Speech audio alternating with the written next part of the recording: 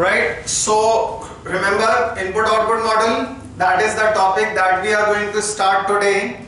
और इसके अंदर इसका दूसरा नाम याद रखिएगा, it is also called as Leontief model. Now we start. सबसे पहले तो एक क्वेश्चन जो बोर्ड पर आपके सामने, उस पर ध्यान दीजिएगा. The matrix of technical coefficients of input output in steel and iron industry is as follows. तो सबसे पहले तो स्टूडेंट्स ये पूछते हैं, सर ये क्वेश्चन पेपर में पता कैसे लगेगा कि इनपुट आउटपुट मॉडल का क्वेश्चन है. आप लोग ध्यान रखिएगा, जब भी कभी आपके पास ये टेक्निकल कोफिशिएंट फ्रेज आ जाए और इनपुट आउटपुट लिखा हुआ हो तो समझ जाइएगा क्वेश्चन इनपुट आउटपुट मॉडल का आ गया है. साथ ही साथ इसमें टेक्निकल कोफिशिएंट्स दे रखे हैं 0.2, 0.2, 0.6 एंड 0.2. आगे चलकर ये लिखा है इफ द फाइनल डिमांड भी आता है इसके अंदर, if the final demand of steel and iron industry are 240 tons and 80 tons respectively, calculate the total output of each industry.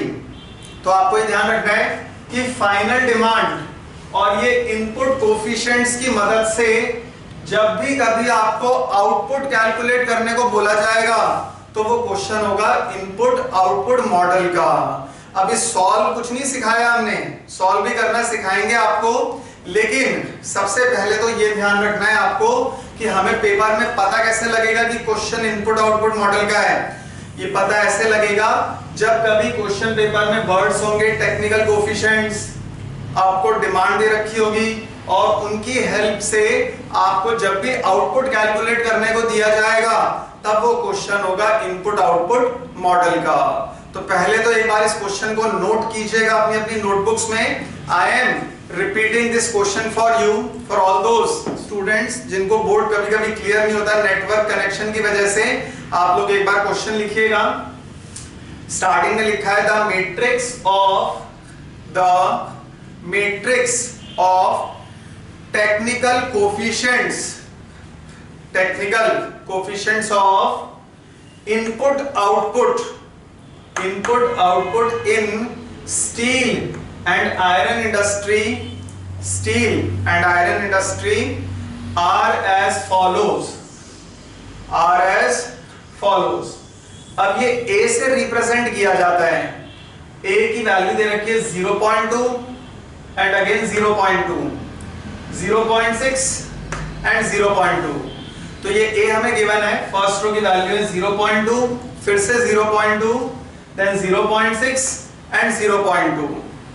इसके नीचे टेबल के नीचे लिखा हुआ है if the final demand of steel and iron industry are 240 tons and 80 tons respectively, final demand are 240 tons and 80 tons respectively, calculate the total output of each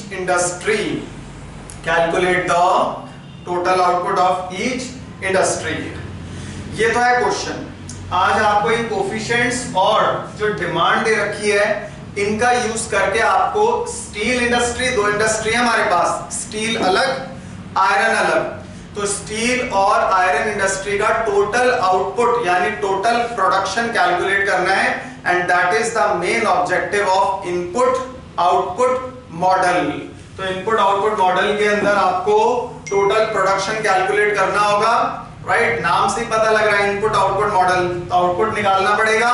कैसे निकालेंगे? सबसे पहले तो इनपुट आउटपुट मॉडल का ये दूसरा नाम तो याद रहेगा आपको, लियोनटीफ मॉडल. और इसके अंदर आपको अब सॉल्यूशन स्टार्ट कर रहे हैं लियोनटीफ मॉडल या इनपुट आउटपुट मॉडल. इसके अंदर एक फॉर्मूला अप्लाई करते हैं हम, x is equal to i minus a inverse d. ये है हमारा इनपुट आउटपुट मॉडल. तो ये दो फॉर्मूले पर बेस्ड है, राइट? यहां से हम सॉल्यूशन स्टार्ट कर रहे हैं. ये तो है main formula, x is equal to i minus a raise to the power -1 का मतलब क्या होता है? Inverse. x is equal to i minus a inverse into D.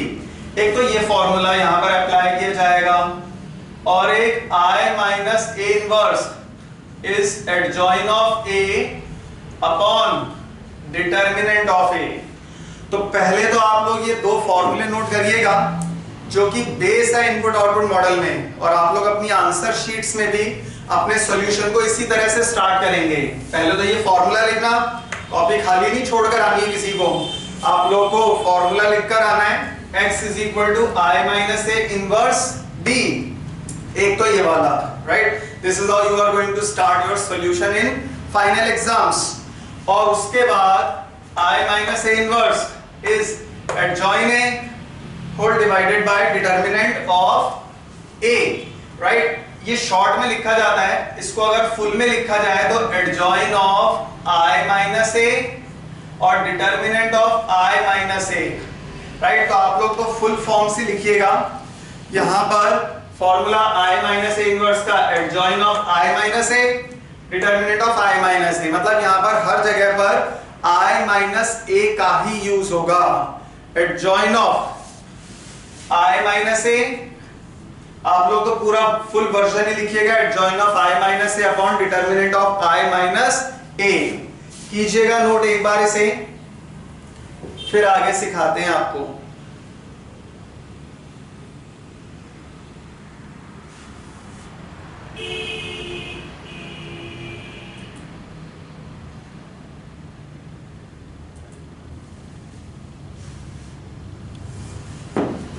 हरी अब नोट कीजिएगा इसे।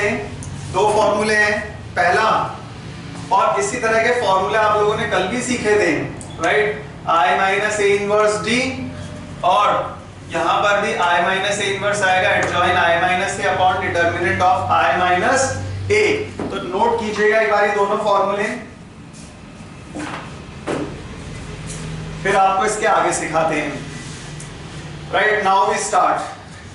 जो भी स्टूडेंट्स फर्स्ट क्लास में प्रेजेंट थे उन्हें याद होगा ये I का मतलब क्या होता है। जो नहीं थे उनको आज हम बता देते हैं। I का मतलब होता है identity matrix. I stands for identity matrix. अब आपको ये देखना है, ये दो प्रकार की होती हैं।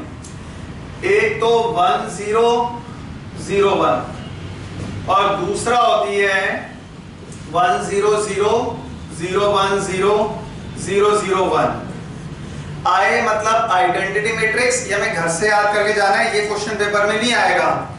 I जो यहाँ पर यूज हो रहा है इसका फुल फॉर्म होता है आइडेंटिटी मैट्रिक्स और यूनिट मैट्रिक्स। अब आइडेंटिटी मैट्रिक्स दो तरह की होती हैं, जिसका डायगोनल होता है 1, बाकी सारे नंबर होते हैं 0। Diagonal will always be equal to 1 while all the other elements are 0, right? तो अब आपको क्वेश्चन पेपर में देखना है, आपको अगर a 2/2 का दिया है तो I भी 2/2 की लेंगे आप, और अगर a यहाँ पर 3/3 का होता तो I भी 3/3 की ली जाती है। ये हमें खुद से एज्यूम करना पड़ेगा आपको कि अगर a 2/2 का है, ये ना 2/2 मतलब 2 रो और 2 कॉलम, 2 रो और 2 कॉलम ही है, तो I भी आपको वही लेनी है, पहली रो दूसरी रो, 2 रो और 2 कॉलम वाली। लेकिन अगर a 3/3 का होता तो फिर ये I भी 3/3 की ली जाती। ये तो है 2/2 वाली I और ये 3/3 वाली। तो हमें एग्जामिनेशन में देखना है कि हमें a किस ऑर्डर का दिया है। ये जो a है ये 2/2 का है, मतलब 2 रो 2 कॉलम वाली है, तो हमें I भी 2/2 वाली एज्यूम करनी है। और I का फुल फॉर्म क्या बताया है आपको? Identity matrix. आइडेंटिटी मैट्रिक्स, इसका दूसरा नाम होता है यूनिट मैट्रिक्स। आइडेंटिटी दूसरा नाम है यूनिट मैट्रिक्स, राइट? तो अभी हमें 3/3 वाली नहीं लेंगे, यहाँ पर 2/2 वाली एज्यूम की जाएगी। तो ये हमें याद करके जाना है, घर से फिक्स होती है, ये चेंज नहीं होती। I हर क्वेश्चन में फिक्स रहेगी। क्या रूल है I का? I मतलब आइडेंटिटी और यूनिट मैट्रिक्स, यूनिट का मतलब होता है 1, तो इसका डायगोनल है 1 बाकी नंबर 0, और ये कांस्टेंट रहेगी। ये सब बच्चों को याद रखना है, ये बदलती नहीं रहेगी, ये फिक्स रहती है। अब आई मतलब आइडेंटिटी, ए का मतलब होता है मैट्रिक्स गिवन। ये जो हमें गिवन है टेक्निकल कोफिशिएंट मैट्रिक्स दे रखी थी ना, इसको रिप्रेजेंट करते हैं ए से 0.2, फिर से 0.2, 0.6 और 0.2। तो ए तो अपने को गिवन है, राइट। आई हमें याद करके जानी है, ए ये हमें गिवन है 0.2, 0.2, 0.6 एंड 0.2। तो आई पता लग गया अपने को, इस फॉर्मूले में आ रहा है, ए पता लग गया। डी का मतलब होता है डिमांड। डिमांड भी क्वेश्चन में गिवन होगी, क्योंकि इनकी मदद से तो हमें कैलकुलेट करना है एक्स। डिमांड देखो कितना है, 240 और 80। तो डिमांड इज 240 एंड 80। और अब ये x क्या होता है, x का मतलब होता है टोटल आउटपुट जो हमें निकालना है। तो x मतलब टोटल आउटपुट। तो आपको ये सारे फॉर्मूले में जो टर्म्स आ रहे हैं वो याद करके जाने हैं, और इनको ऐसे एग्जाम में एक्सप्लेन भी करना है, राइट। आई मतलब आइडेंटिटी, ए का मतलब टेक्निकल कोफिशिएंट मैट्रिक्स जो हमें गिवन होती है, डी मतलब डिमांड, ये जो लास्ट में दे रखी है 240 और 80, 240 और 80। और इन सब की मदद से आज हम कैलकुलेट करेंगे आउटपुट, और यही पर्पस होता है इनपुट आउटपुट मॉडल का। With the help of input output model we are going to calculate the total production और द टोटल आउटपुट। नाम से ही पता लग रहा है, इनपुट की मदद से आउटपुट निकालेंगे। जो भी डिमांड होगी, डिमांड, ये इनपुट कोफिशिएंट्स, इनकी हेल्प से आज हम कैलकुलेट करेंगे टोटल प्रोडक्शन। अब आएगा कैसे, समझिएगा। इन फॉर्मूले में बहुत सारी जगह i माइनस ए का यूज हो रहा है, राइट। तो इसका मतलब ये हुआ, सबसे पहले हमें i माइनस ए निकालना पड़ेगा। अब i माइनस ए कैसे आएगा, क्योंकि i माइनस ए आएगा तभी तो आप आगे चल पाएंगे। i माइनस ए मतलब 1 0 0 1 माइनस ए, ए क्या दिया हुआ है अपने को 0.2 एंड 0.2, 0.6 एंड 0.2, राइट। तो ये चीजें दे रखी है हमें। अब हम माइनस कर देते हैं तो हमारे पास i माइनस ए आ जाएगा। देखो कैसे आएगा, 1 में से 0.2 माइनस किया तो 1 माइनस 0.2, पहले में से पहला माइनस होगा। अपने अपने कैलकुलेटर से 1 माइनस 0.2 करो तो 0.8 आ जाएगा। ये 1 माइनस 0.2 किया, 0.8 आ गया। अब आगे दूसरे में से दूसरा माइनस होगा, 0 माइनस 0.2, तो ये हो गया माइनस का 0.2। करना अपने अपने कैलकुलेटर से माइनस, क्या माइनस करना है, दूसरे में से इसका दूसरा, 0 माइनस 0.2, तो माइनस 0.2 आ जाएगा। नेक्स्ट 0 माइनस 0.6, तो 0 माइनस 0.6 किया तो माइनस का 0.6 आ गया। और 1 माइनस 0.2, तो 1 माइनस 0.2 किया तो ये आ गया 0.8। तो सबसे पहला काम है i माइनस ए निकालना, राइट। अब i माइनस ए आ जाएगा, i में से a को माइनस कर देना, और ये बहुत इजी है।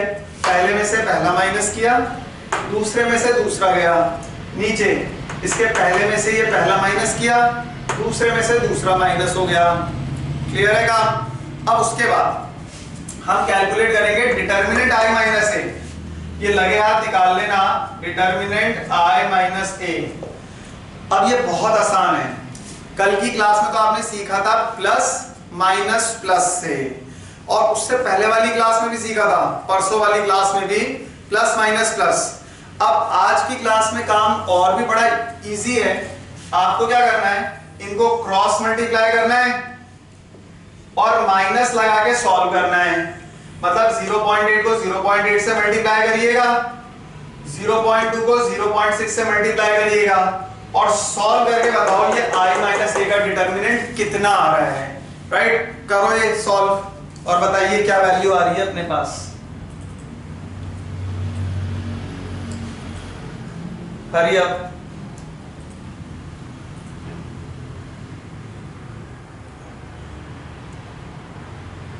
सॉल्व कीजिएगा और बताइए डिटर्मिनेंट i माइनस ए कितना आ रहा है। The value of determinant i minus ए।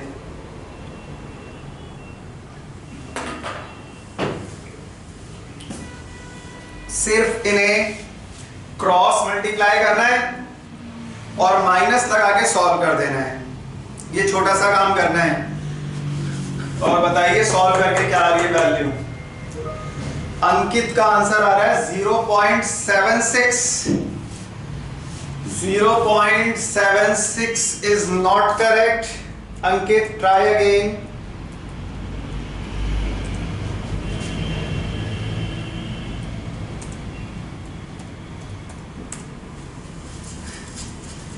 सभी स्टूडेंट्स इन नंबर्स को क्रॉस मल्टीप्लाई करो और बीच में माइनस साइन लगा के सॉल्व करिए। बताइए क्या आ रहा है। 0.52। Very good.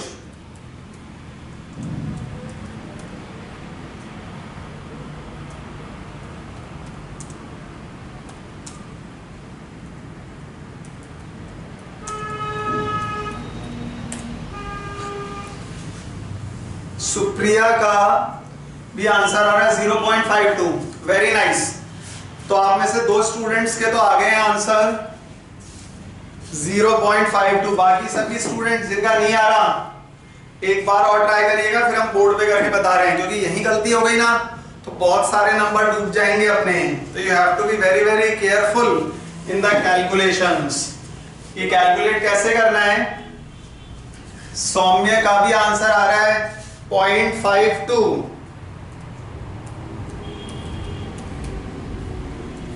बाकी सभी स्टूडेंट्स ट्राई करिएगा।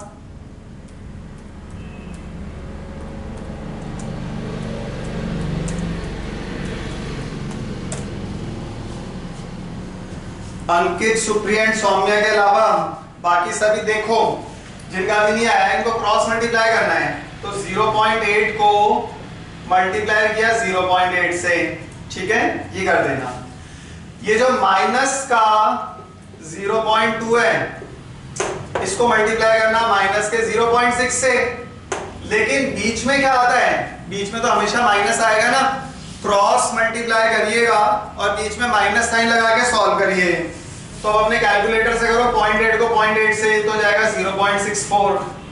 अब ये अंदर के माइनस माइनस तो प्लस हो गए, लेकिन प्लस वाला इस माइनस से मल्टीप्लाई होकर क्या होगा माइनस, और 0.2 को 0.6 से किया तो 0.12। सॉल्व की तो ये वैल्यू आ गई 0.52। तो डिटर्मिनेंट i माइनस ए ये वाली वैल्यू आ गई हमारे पास अब 0.52। अब इसको नोट करिएगा। राहुल का भी आंसर आ रहा है 0.52। ठीक है, very good.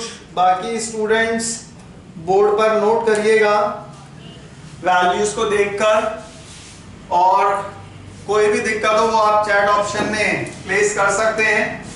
Determinant i minus है, यानी कि हमने डिनोमिनेटर निकाल लिया है। The denominators value is determinant i minus A. Note करिए यहां तक, फिर आगे सिखाते हैं आपको। एक चीज तो आ गई है डिटर्मिनेंट i माइनस ए, और बाकी आगे की कैलकुलेशन भी सिखाते हैं आपको। But please note down the values up till here. याद रखना डिमांड है 240 और 80, because now I am going to erase this question, right, क्योंकि अब कैलकुलेशंस काफी सारी करनी है। तो अब ये क्वेश्चन यहां से इरेज कर रहे हैं। आप लोगों ने नोट कर ही लिया होगा इसको। जो i माइनस ए की वैल्यू है उसको फेयर आउट करके यहां पर दोबारा लिख रहे हैं ताकि सबको ध्यान रहे। i माइनस ए था 0.8, माइनस का 0.2, माइनस का 0.6 एंड 0.8, राइट। तो यहां पर ये वैल्यूज i माइनस ए की लिख दी, और डिटर्मिनेंट i माइनस ए ये भी हमने कैलकुलेट कर लिया था। डिटर्मिनेंट i माइनस ए 0.52। इसको हाईलाइट कर देते हैं ताकि ध्यान रहे। फॉर्मूला याद रखिएगा, x is equal to I minus A inverse D, because now I am going to erase this formula also.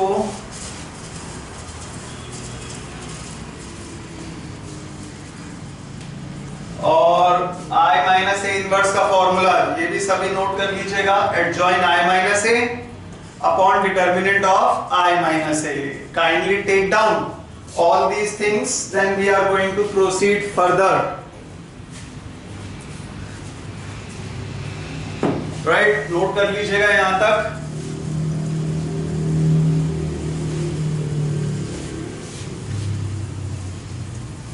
Okay. Now see. अब आप लोगों को कल की क्लास के अंदर सिखाए थे एडजॉइन निकालने के 4 स्टेप, तो निकालेंगे तो आज भी एडजॉइन. क्या किसी स्टूडेंट को वो चारों स्टेप्स याद हैं? राइट? अगर याद है तो जल्दी से अपनी चैट ऑप्शन में लिखकर बताइए वो 4 स्टेप कौन कौन से थे. एडजॉइन निकालने के 4 स्टेप वो कौन कौन से थे? चारों step.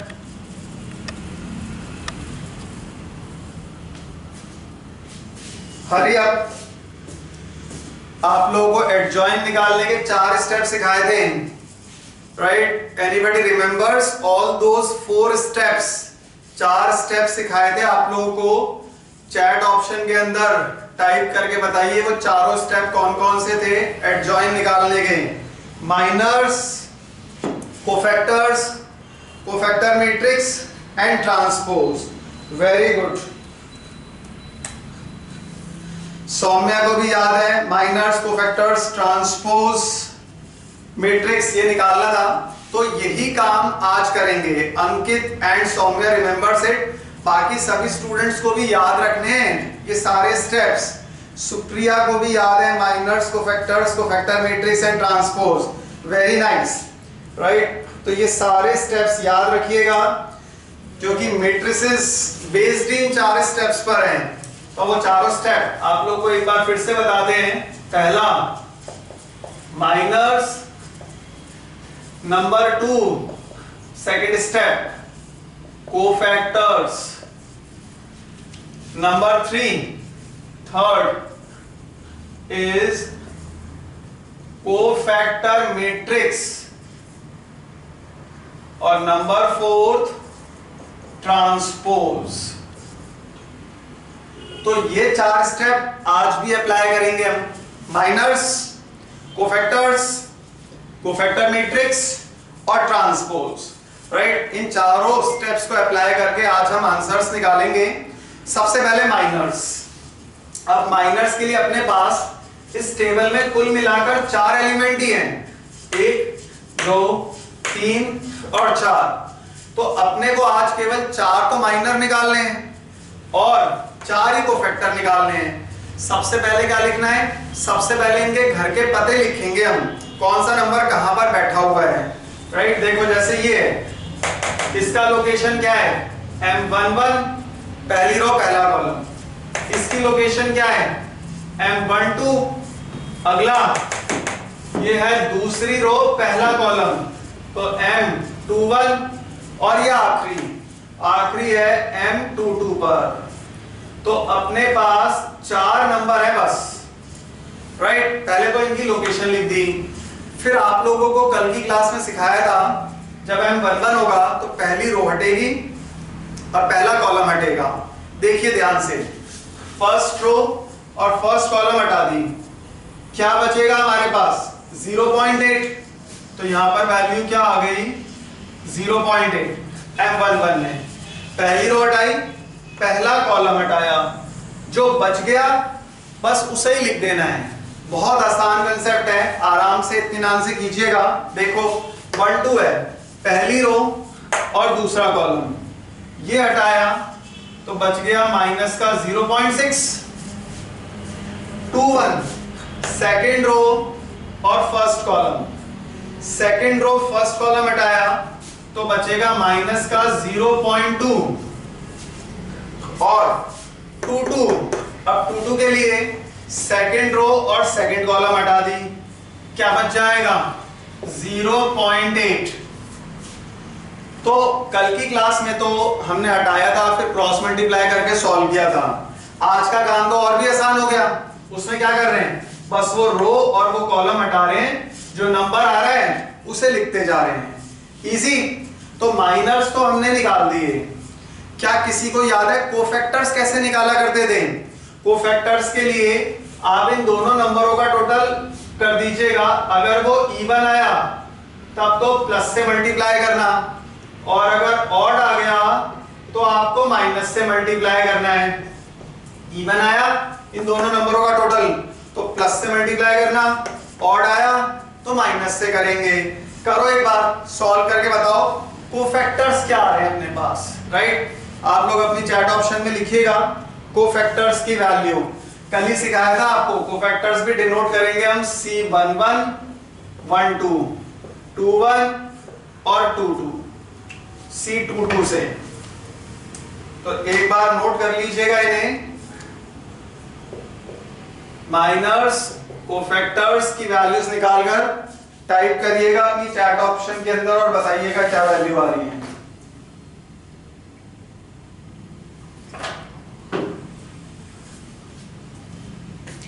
Miners cofactors, then cofactor matrix and transpose तो बाद की बात है। अभी आपको केवल कोफैक्टर्स बताने हैं, बस सिर्फ और सिर्फ cofactors. That is all you have to calculate कि हमारे कोफैक्टर्स क्या होंगे। इफ एनीबॉडी रिमेंबर्स कोफैक्टर्स की वैल्यूज जल्दी से टाइप करके अपनी चैट ऑप्शन में प्लेस करिएगा। And I am seeing some responses are coming up. Ankit का आंसर आ रहा है C11 0.8, C12 है 0.6। ये तो आ रहा है अंकित का आंसर 0.8, C12 आ रहा है 0.6, C21 की वैल्यू आ रही है 0.2 और 22 आ रहा है 0.8। वेरी गुड अंकित। सुप्रिया का भी आंसर आ रहा है 0.8, 0.6, 0.2, 0.8। सौम्य का भी यही आंसर आ रहा है।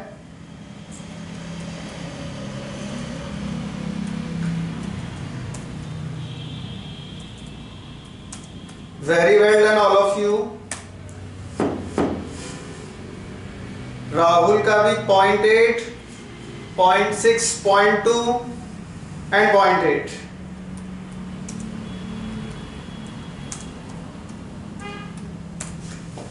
राइट, तो आप लोगों को रूल याद होगा।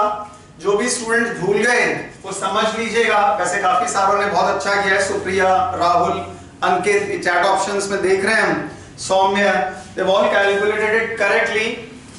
क्या रूल था? अगर इन दोनों नंबरों का टोटल, जैसे ये 1 और 1 है, 1 प्लस 1 किया 2 हो गया, 2 इवन होता है। इवन है तो सामने वाले माइनर को प्लस से मल्टीप्लाई करना। अब 0.8 तो खुद ही पॉजिटिव है, उसको प्लस से मल्टीप्लाई किया तो आंसर पॉजिटिव ही आ जाएगा। देन 1 प्लस 2 इज 3 ऑड हो गया, तो सामने वाले माइनर को माइनस से मल्टीप्लाई किया, माइनस माइनस क्या हो जाएगा, प्लस।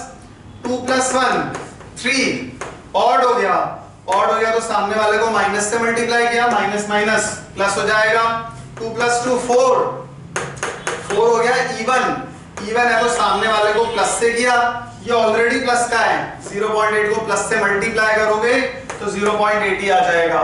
तो बहुत ही सिंपल रूल है, सिर्फ आपको प्लस से मल्टीप्लाई करना है या फिर माइनस से। अगर आपकी वैल्यूज यहां पर, और किसको प्लस से किसको माइनस से, ये कोफैक्टर्स के जो नंबर्स हैं 1 और 1, इनका टोटल करिएगा। टोटल अगर इवन आया तो सामने वाले माइनर को प्लस से करिएगा, ऑड आया तो माइनस से। अब हम बनाते हैं कोफैक्टर मैट्रिक्स। वो और भी इजी है। ये जो पहली रो के दोनों नंबर हैं, इन्हें तो आप पहली रो में रख देना 0.8 और 0.6, और ये जो दोनों हैं इन्हें आप सेकंड रो में रख देना 0.2 और 0.8। फर्स्ट रो के दोनों नंबर्स को फर्स्ट रो में और सेकंड रो के दोनों नंबर्स को सेकंड रो में, राइट? ये तो बन गई कोफैक्टर मैट्रिक्स। बहुत इजी था।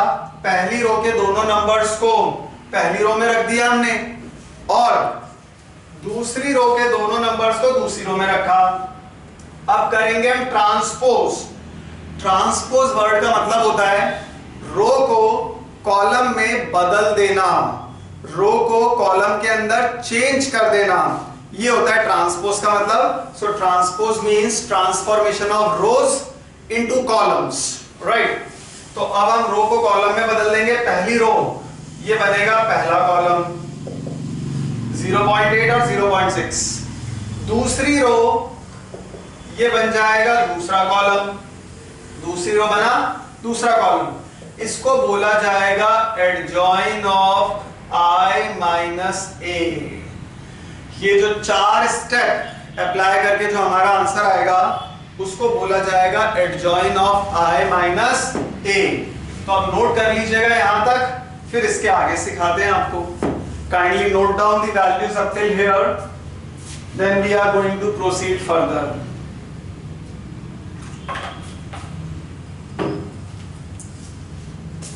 नोट करिएगा एक बार, एडजॉइन I माइनस ए तक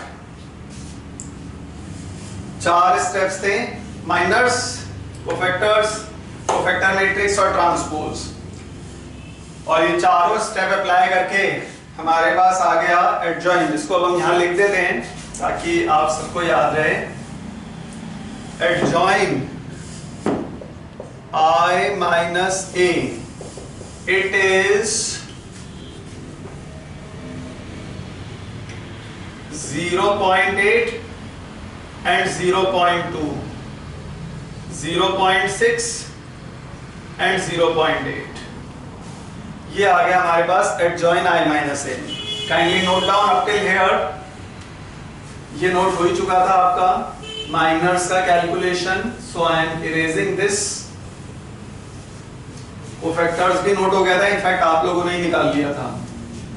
बस इस पार्ट को जल्दी से नोट कर लीजिएगा, कोफैक्टर मैट्रिक्स एंड ट्रांसपोज।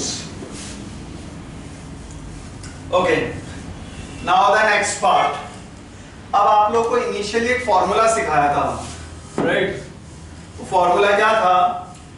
यहां पर I माइनस ए इनवर्स, इसको निकालने का एक फॉर्मूला था, adjoint of I minus A upon determinant of I minus A.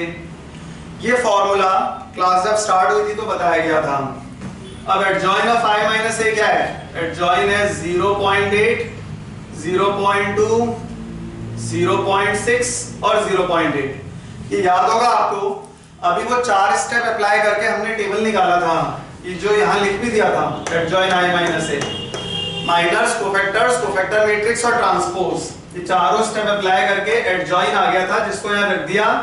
और आपको कल की क्लास में बताया था कि जब भी आपको डिवीजन शो करना है तो डिवीजन शो करते हैं 1 अपॉन करके। 1 अपॉन मतलब ये आया है डिटर्मिनेंट I माइनस है 0.52, तो कैसे लिखा जाएगा? 1 अपॉन 0.52, राइट? 1 अपॉन 0.52। अब आप लोग I माइनस ए इनवर्स निकाल चुके हैं। ये वैल्यू किसकी आई है? I minus A inverse adjoint divided by determinant I minus A. और डिटर्मिनेंट I माइनस ए कितना है? 0.52 था। तो आपको बताया था ना, जब भी कोई चीज डिवाइड कर रही हो तो कैसे लिखी जाएगी? 1 अपॉन करके। तो 1 अपॉन करके लिख दिया है हमने 0.52, यानी कि अगर डिटर्मिनेंट I माइनस से आता 20 तो लिख देते 1 अपॉन 20, 30 आता तो 30 लिख देते। ठीक है,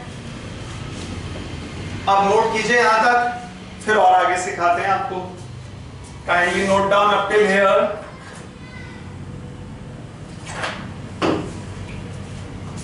Then we are going to proceed further.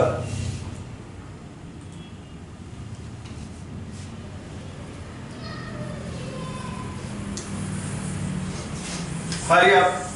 Now next. अब आपको एक और फॉर्मूला याद दिलाते हैं। वो फॉर्मूला था x is equal to I minus A inverse d। अब I माइनस ए इनवर्स आ चुका है 1 upon 0.52। I minus A inverse 0.8, 0.2, 0.6 and 0.8। इसको I माइनस ए इनवर्स को किससे मल्टीप्लाई करना है? D से। डी का फुल फॉर्म क्या बताया था? डिमांड। तो अब हमें इसको डिमांड से मल्टीप्लाई करना है। और आप लोगों को याद होगा, अपना अपना क्वेश्चन देखो, डिमांड की वैल्यूज स्टार्टिंग में लिखवाई थी आपको, और डिमांड की वैल्यू थी 240 और 80, राइट। अब यहां से आपका काम शुरू होगा। क्या करोगे आप? इसको मल्टीप्लाई करना, पहला पहले से और दूसरा दूसरे से। करो एक बार अपने कैलकुलेटर से 0.8 को 240 से मल्टीप्लाई, ये अभी बाहर ही रहेगा बेचारा, 0.52। करो 0.8 को 240 से और आंसर बताइए क्या आ रहा है चैट ऑप्शन में। 0.8 को 240 से मल्टीप्लाई करो जल्दी से। पहला पहले से होगा और दूसरा दूसरे से। तो 0.8 को राहुल ने मल्टीप्लाई किया है, अंकित ने भी किया है। 0.8 को 240 से किया 192, वेरी गुड। और 0.2 को 80 से करिएगा,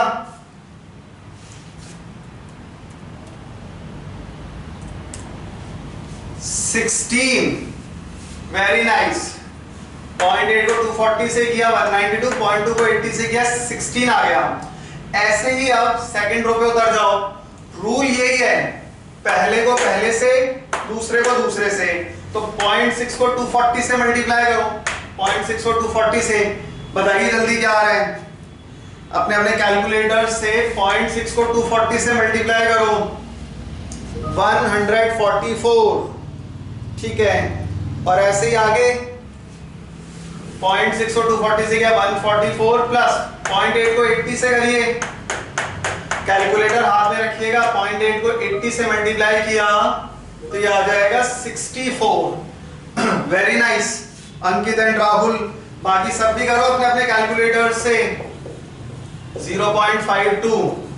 अब 192 और 16 का टोटल कर दीजिए और टोटल करके बताइए क्या आ रहा है।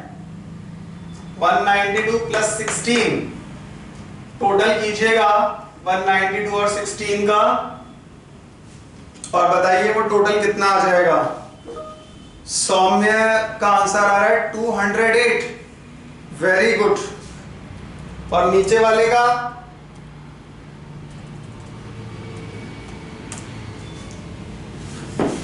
192 प्लस 16 इज 208, और नीचे वाली वैल्यू भी आ रही 208, वेरी गुड। और अब आखिरी स्टेप, अंदर वाले दोनों 208 को बाहर वाले 0.52 से डिवाइड कर दो। 208 को 0.52 से डिवाइड कर दीजिएगा और बताइए अब फाइनल आंसर्स क्या आ रहे हैं। 208 डिवाइडेड बाय 0.52, ये आंसर आ रहे हैं सौम्य और अंकित के 400। तो ये 400। अब पहला वेरिएबल था इस क्वेश्चन में स्टील, तो स्टील का आंसर हो गया 400 टन, और दूसरा जो वेरिएबल था वो था आयरन, तो दूसरा आंसर माना जाएगा आयरन का, और यही हो जाएगा आपका final answer. The total production of steel is 400 tons and the total production of iron is also 400 tons. This is the input-output model, whereby with the help of input-output coefficients आपने calculate कर ली values. यहाँ पर production की steel का total production है 400 tons and the total production of iron is also 400 tons, right. तो note कीजिएगा यहाँ तक, फिर आपको एक असाइनमेंट और देना है, वो भी नोट कर लीजिएगा। और इसका कंक्लूजन ध्यान रखिएगा। The conclusion part is the total output of steel is 400 tons and the total output of iron is also 400 tons। ये हो जाएगा इस क्वेश्चन का final answer, right. Total output, और चांस की बात है कि यहाँ पर आंसर सेम आ रहे हैं, जरूरी नहीं ये हमेशा सेम ही आए। कभी एक का 400 दूसरे का 500 आ सकता है, एक का 500 दूसरे का 800 भी आ सकता है। तो इस क्वेश्चन में तो प्रोडक्शन सेम आ रहा है दोनों का, जरूरी नहीं हर क्वेश्चन में ये सेम आए। कुछ कुछ क्वेश्चंस में ये प्रोडक्शंस जो हैं वैल्यूज डिफर भी कर सकती हैं, so don't make it a rule कि हमेशा सेम ही आएगा। Right, so this is the final answer of this question. Now I am writing a question in front of you जिसको आपको घर से करके लेकर आना है। एक क्वेश्चन अभी बोर्ड पर लिख रहे हैं जिसको कि आप लोग होमवर्क में करके लेकर आएंगे। ये है given the following input output table, given the following input output table, और एक ये टेबल गिवन है हमें। इस टेबल की हेल्प से अब आपको टोटल आउटपुट जनरेट करके लेकर आनी है। उसके अंदर दो तो रो हैं, एग्रीकल्चर और इंडस्ट्री, और यहां पर भी दो ही कॉलम है, एग्रीकल्चर और दूसरा इंडस्ट्री। राइट, इनका डिमांड गिवन है और आउटपुट गिवन है। वैल्यूज हैं 300, 600, 100 और 1000। ये वैल्यू है 400, 1200, 400 और 2000। तो एक बार ये नोट कर लीजिएगा, और आपको इनकी हेल्प से बोला गया है calculate the total output, calculate the total output so as to meet the final demands of 200 tons of agriculture and 800 tons of industry। तो ये तो है फाइनल क्वेश्चन। अब इसमें एक चीज याद रखिएगा, डिमांड यहां भी दे रखी है और डिमांड नीचे भी दे रखी है, लेकिन आपको मतलब इससे होगा जिस डिमांड के अकॉर्डिंग आपको आउटपुट निकालने को बोला जाएगा। यहां पर जो डिमांड है वो है 200 और 800 की, तो इन्हीं डिमांड को यूज करके आपको आउटपुट निकालना है। इसका मतलब इस डिमांड का फाइनल आंसर में कोई भी यूज नहीं होगा। राइट, आपको कौन सी डिमांड का यूज करना है? वो डिमांड यूज करना है आपको जिसके अकॉर्डिंगली आपको आउटपुट कैलकुलेट करनी है। तो डिमांड की वैल्यू क्या होगी? 200 और 800। अब इसमें एक बात और है, right, then I am going to stop at this moment. वो आपको समझा के फिर ये वाला क्वेश्चन आप घर से आराम से कर लाएंगे। पिछले क्वेश्चन में तो ए टेक्निकल कोफिशिएंट हमें डायरेक्टली दे दिया था, इसमें तो नहीं दिया, इसमें हमें निकालना पड़ेगा। वो कैसे निकालेंगे ए की वैल्यू? उसके लिए बड़ा सिंपल रूल है, आपको ध्यान रखना पड़ेगा। ये इनपुट आउटपुट टेबल में इनपुट्स तो होती हैं वर्टिकली, ये वाली, यानी कि इनपुट एग्रीकल्चर की लिखना पहले 300, राइट, और 400। इनपुट्स होती है हमेशा वर्टिकली, समझना अच्छे से इस बात को। 300 और 400 को, ये जो एग्रीकल्चर वाले कॉलम की इनपुट है, इनको एग्रीकल्चर की आउटपुट से डिवाइड कर देना। आउटपुट कितनी है? 1000, तो डिवाइड कर दी दोनों वैल्यू को 1000 से, तो ए आ गई हमारे पास 0.3 और 0.4। ऐसे ही इंडस्ट्री वाले कॉलम में भी दो वैल्यू हैं, क्योंकि इनपुट होती है कॉलम वाइज, राइट। ये रूल है इनपुट आउटपुट टेबल का, लियोनटीफ टेबल का रूल है। तो इंडस्ट्री के अंदर दो वैल्यू हैं, 600 और 1200।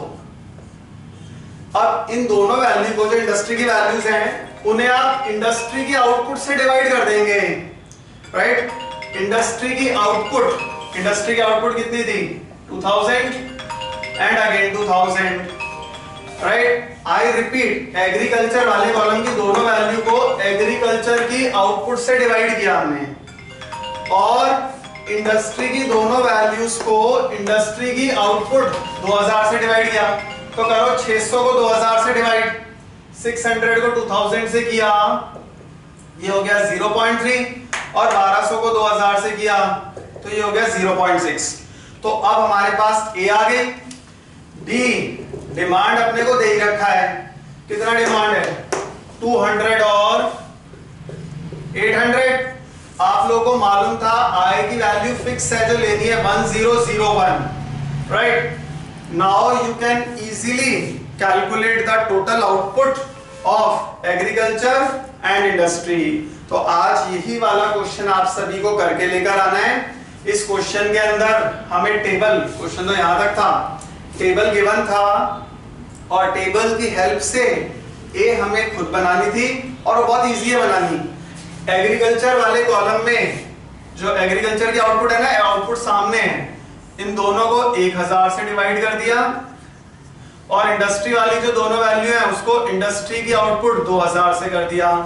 मतलब एग्रीकल्चर वाले कॉलम में आउटपुट एग्रीकल्चर के आउटपुट से डिवाइड कर देना, जो इंडस्ट्री वाला कॉलम है उसमें डिवाइड इंडस्ट्री के सामने वाली आउटपुट से कर दीजिएगा। एक बार ए आ गई आपके पास,